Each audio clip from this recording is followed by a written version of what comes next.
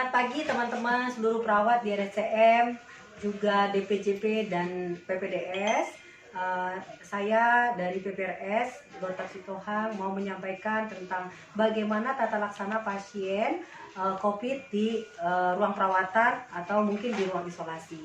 Jadi yang pertama kita pahami bahwa sampai saat ini WHO menyampaikan bahwa COVID ini transmisinya lewat kontak dan droplet. Tapi bisa airborne ketika ada tindakan yang bersifat aerosol. Misalnya tindakan suctioning, kemudian tindakan intubasi, tindakan bronkoskopi. Nah, itu bisa aerosol, berarti itu sebenarnya diperuntukkan bertekanan negatif ruangannya. Jadi artinya pasien dengan COVID karena dia droplet dan kontak, selain kalau kita misalnya ruang isolasi tidak ada, maka sebenarnya bisa dirawat di ruang bertekanan biasa, yang penting dia sendiri. Kalau misalnya dia melebihi dari satu, yang penting satu kamar itu COVID semua, boleh. Ya, jadi karena dia masih oleh WHO mengatakan itu transmisi kumannya lewat kontak dan droplet. Bagaimana kita mencegah supaya jangan kontrak ini jangan sampai ke kita? Yang pertama, memutuskan rantai infeksinya adalah dengan melakukan kebersihan tangan. Nah, kebersihan tangan itu ingat, sebelum kontak pasien, sebelum tindakan aseptik, setelah kontak cairan tubuh, setelah kontak pasien, dan setelah meninggalkan lingkungan sekitar pasien. Itu yang utama dan yang pertama kita lakukan. Yang kedua, untuk dropletnya, kita putuskan rantai infeksinya dengan menggunakan masker bedah. Masker bedah cukup ya.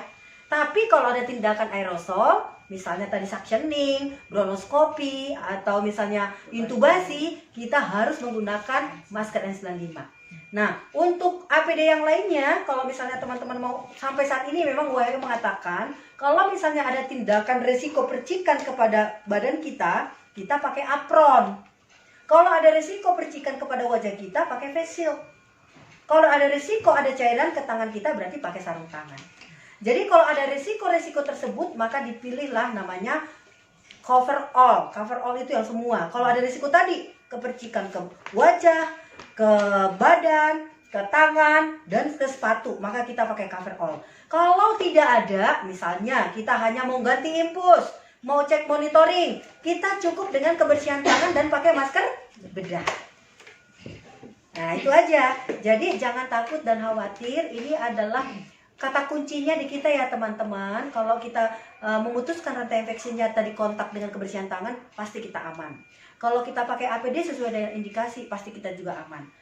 Bukan hanya kita aman, tapi lingkungan juga aman. Yang berikutnya adalah cara melepaskan APD tadi. Jadi setelah kita keluar, kalau cover all, tadi ada tindakan suctioning dan lain sebagainya, itu sarung tangannya double. Kenapa?